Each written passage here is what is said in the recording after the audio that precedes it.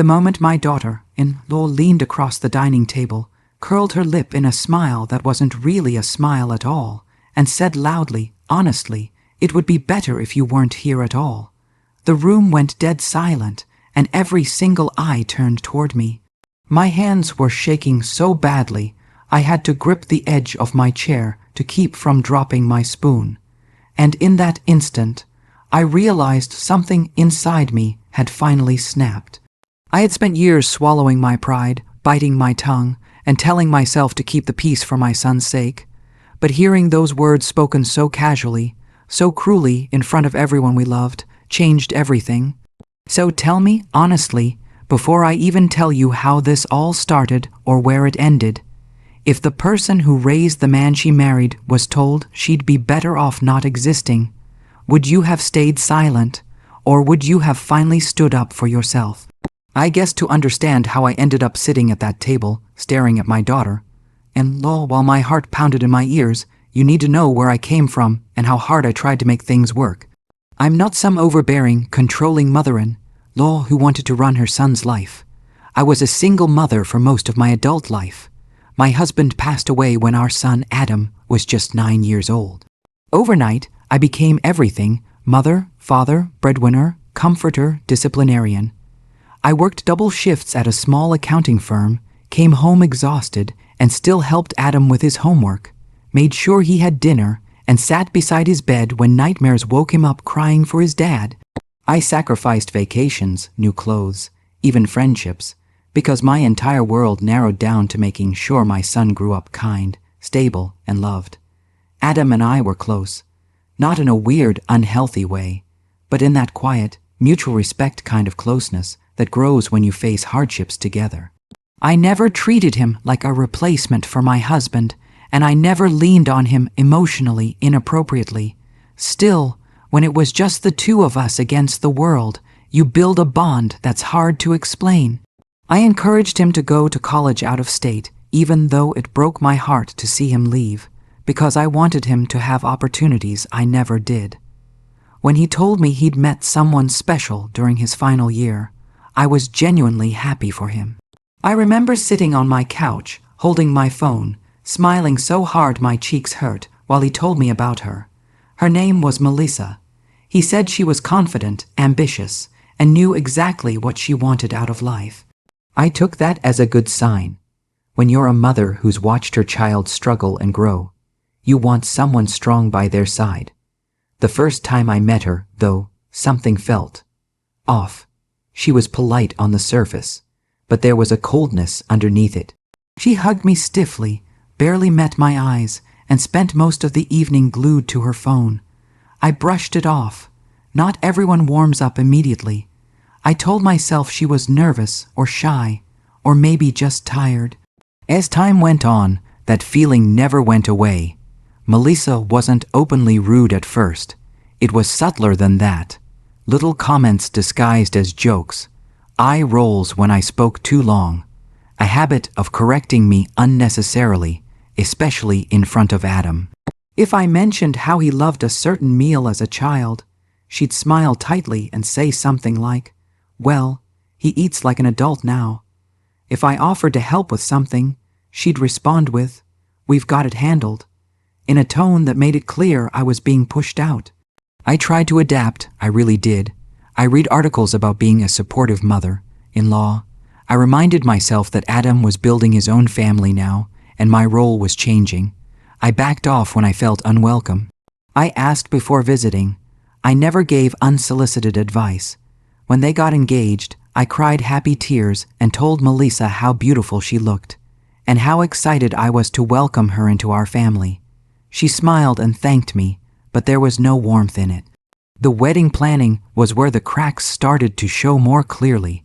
I wasn't involved much, which I accepted. It was their day. Still, I couldn't help feeling hurt when I found out about certain decisions through Facebook posts instead of directly from them. I offered to help pay for a portion of the wedding, not because I wanted control, but because I wanted to contribute. Melissa declined, saying they had everything covered. Later, I overheard her telling someone that she didn't want strings attached. That stung more than I wanted to admit. On the wedding day, I showed up early, dressed carefully in a modest outfit I'd agonized over for weeks, terrified of upstaging or offending anyone. I sat quietly, smiled for photos, and clapped as my son said his vows. Watching him marry her was bittersweet. I was proud of the man he'd become, but I also felt the unmistakable shift of losing my place as the most important woman in his life. That's natural, I know. What I didn't expect was to be treated like an inconvenience instead of a cherished part of his past. After they married, things didn't improve. If anything, they got worse. Adam and Melissa moved into a small apartment not far from where I lived. I thought that might mean we'd see each other more, but it had the opposite effect. Invitations became rare. Texts went unanswered. When I did see Adam, Melissa was always there, and conversations felt guarded, like I was stepping into a space where I wasn't truly welcome. There were moments that stand out painfully when I look back, like the time I baked Adam's favorite cake for his birthday and brought it over, only to have Melissa say, "Oh, I already ordered a custom one," and then leave mine sitting untouched on the counter all evening. Or the time I mentioned I'd be spending the holidays alone, and she said, "Well, that's just how it goes when kids grow up." Without even glancing at me. Adam would sometimes catch my eye, looking uncomfortable, but he never said anything. And I let it slide because I didn't want to put him in the middle. I kept telling myself that patience would fix everything, that once Melissa realized I wasn't a threat, things would calm down. I told myself that love sometimes looks like letting go, but there's a difference between letting go and being erased, and slowly, that's what started to happen. Decisions were made without me. Plans were changed without informing me. When I asked Adam if I'd done something wrong, he'd sigh and say, "Mom, you're overthinking it. Melissa just likes her space." Then came the pregnancy announcement. Adam called me, his voice bursting with excitement, and I cried harder than I had in years. I was going to be a grandmother. I imagined bedtime stories, little shoes by the door, and family dinners filled with laughter. I thought, maybe foolishly, that this would bring us closer. For a brief moment, it did. Melissa tolerated my presence a bit more, mostly because she needed help. I went to a few appointments, offered to cook, and even helped them shop for baby supplies. But the underlying tension never left. Once the baby was born, the rules multiplied. Don't come over without texting first. Don't post pictures online. Don't hold the baby too long. Don't give advice unless asked. I followed every rule meticulously, terrified of being cut off completely. Still, Melissa found ways to criticize. If the baby cried in my arms, she'd swoop in and say, "I think he needs his mom." If I bought clothes, she'd complain they weren't her style. I felt like I was constantly being tested and always failing. The breaking point, though, came during what was supposed to be a simple family dinner. Melissa's parents were visiting from out of town, and Adam invited me over so we could all spend time together. I was nervous but hopeful. I arrived early with a bottle of wine and a small gift for the baby. The atmosphere was tense but civil. We sat around the table, exchanging small talk. Melissa's parents asked polite questions about my work, my life. I answered honestly, trying not to overshare. At some point, the conversation shifted to future plans. Melissa started talking about how they might move to another city for her career. My heart sank, but I kept my face neutral. I mentioned, gently, that I'd miss them and hoped we could still visit often. That's when she laughed, not kindly, and said, "Well, we can't plan our lives around you." The room went quiet. I felt heat rush to my face, but I stayed calm. I said, "Of course not. I just meant I'd miss my family." She rolled her eyes and muttered something under her breath. I tried to change the subject, but the damage was done. She seemed irritated for the rest of the meal, answering questions sharply, correcting me when I spoke. Then, as dessert was being served, someone joked about how helpful it must be to have family nearby. I smiled and said, "I'm always happy to help when I'm needed." That's when Melissa looked directly at me, her expression hard, and said the words that still echo in my head. "Honestly, it would be better if you weren't here at all." Time seemed to slow. I could hear my own breathing, feel my heart hammering. Melissa's parents stared at their plates. Adam looked like he'd been slapped, his mouth opening and closing as if he didn't know what to say. Every slight, every insult, every moment of being made to feel unwanted rushed back at once, and I realized I was standing at a crossroads. I could swallow it again, smile politely, and go home to cry alone, or I could finally say something. Before I tell you what I did next, before I tell you how I finally stood and what happened after those words left her mouth, I want you to really think about it. Put yourself in my place. Imagine years of quiet endurance, of loving someone who treats you like an obstacle, and then being told, in front of your own child and extended family, that the world would be better without you there. So that was the situation I was in, and I had to make a choice. Before I continue, pause for a second and tell me in the comments what you would have done if you were me, because the decision I made changed everything. I stood there for a moment after those words left her mouth, feeling like the air had been sucked out of the room, and I could tell everyone was waiting to see what I would do. My hands were trembling, not just from anger, but from years of hurt piling up all at once. I remember thinking, this is it. This is the moment everything changes.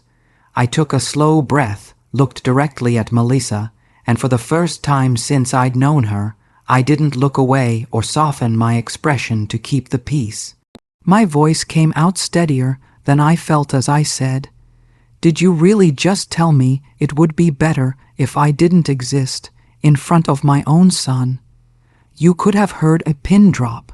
Adam finally found his voice and said her name sharply, telling her that was out of line, but she crossed her arms and shrugged like she'd only spoken an obvious truth. That shrug hurt almost as much as the words themselves. I didn't yell, I didn't insult her back. Instead, I said something that had been building inside me for years. I told her that I had spent my entire adult life raising the man she married, that I had sacrificed comfort, rest, and security to give him a good life, and that while I respected their marriage and their boundaries, I would not tolerate being dehumanized. I said I had tried to be patient, quiet, and accommodating, but respect was not optional. My voice cracked toward the end, and I hated that it did, but I didn't stop. I told her that if my presence was such a burden, then maybe the problem wasn't me existing, but her inability to share space with anyone who didn't orbit around her needs. Melissa's face flushed red. She accused me of trying to guilt trip her and of always inserting myself into their lives. That's when Adam stood up. I'd never seen him look at her the way he did then, with disappointment instead of devotion. He said, "You don't get to talk to my mother like that. Ever." Her parents shifted uncomfortably, clearly embarrassed, but they stayed silent. I realized in that moment how alone I had felt all those years, and how desperately I'd needed my son to say those words sooner. The dinner ended awkwardly. I gathered my things and told Adam I loved him. I didn't hug Melissa. I walked out with my head high, but the moment I got into my car, I broke down sobbing. I cried for the younger version of myself who thought kindness alone could fix everything, and for the grandmother I'd hoped to be. When I got home, I sat in the dark and wondered if I'd just lost my son for good. The days that followed were eerily quiet. No texts, no calls. My mind replayed the dinner over and over, analyzing every word I'd said, wondering if I'd gone too far. Part of me felt relieved, like a weight had been lifted. Another part was terrified. Then, 3 days later, Adam called. He sounded exhausted. He told me that after I left, they'd had the biggest fight of their marriage. Melissa accused him of choosing me over her. He told her it wasn't about choosing sides. It was about basic decency. He admitted something that broke my heart. He'd known for a long time that she treated me poorly, But he'd convinced himself it wasn't that bad because acknowledging it would mean confronting her. And he'd been afraid of losing his family. They started couples counseling after that. For a while, things were tense but calmer. Melissa didn't apologize to me, but she avoided me completely. Adam visited me alone sometimes, bringing the baby with him, looking like a man caught between two worlds. I cherished those visits, but they were bittersweet. I could see the strain in his eyes, the way he walked on eggshells even when she wasn't there. Months passed, and eventually, the truth surfaced in therapy. Melissa admitted she'd always resented me because she felt I represented a version of Adam she couldn't control, a reminder that he had a life and emotional foundation before her. Hearing that hurt, but it also explained so much. She never truly saw me as a person, just as competition. The therapist suggested setting firm boundaries, including how she spoke to me. Melissa agreed reluctantly. The first time we saw each other after that was painfully awkward. She was polite, stiff, distant. It wasn't warm, but it wasn't cruel either. I learned to accept that this might be the best it ever got. I focused on loving my grandson when I was allowed to see him, on rebuilding my relationship with Adam without sacrificing my self-respect. I stopped chasing approval. I stopped apologizing for existing. A year later, Adam sat across from me at my kitchen table and told me they were separating. He looked devastated, but also strangely lighter. He said he'd realized that love shouldn't require him to shrink or to let someone he loved be mistreated. I held his hands and told him I was proud of him, not because he chose me, but because he chose to stand up for what was right. Life didn't magically become perfect after that. There were custody arrangements, tense exchanges, moments of grief for the family we'd all imagined. But there was also healing. Melissa eventually apologized, quietly, without excuses. I accepted it, not because it erased the past, but because carrying resentment forever only poisons you. Now, when I look back at that dinner table moment, I don't see it as the night everything fell apart. I see it as the night the truth finally came out. Standing up didn't make me the villain. Staying silent would have erased me completely. So that's my story. If you were on my side, like this video. Subscribe for more stories like this, and tell me in the comments what you would have done in my place. I'll see you all in the next story.